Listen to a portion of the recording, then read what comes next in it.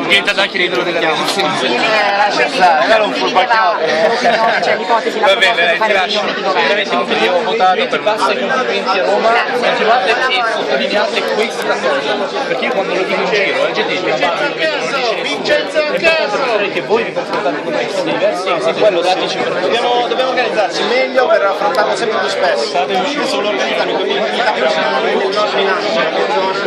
e iniziare a contattarli durante le loro riunioni, anche quelle del gruppo, collegarsi agli Astreni se sono a Roma e dire se avete qualche domanda, come sta andando, anche perché anche a me fa bene tornare un attimo alla realtà, perché sei chiuso come giornalmente diventi pazzo. Va bene, grazie mille. Massimo di Rosa. Ma una commissione che faccia applicare la legge sulla stampa. Avete C'è già la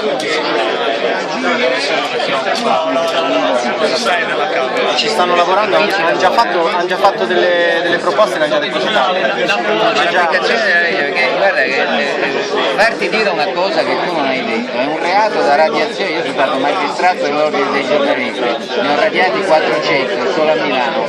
Allora, se io ti faccio dire una cosa che tu non hai detto, io devo essere ma poi la giustizia è lenta, quindi si sommano varie cose, bisogna essere duri. Però vado via, lo lascio.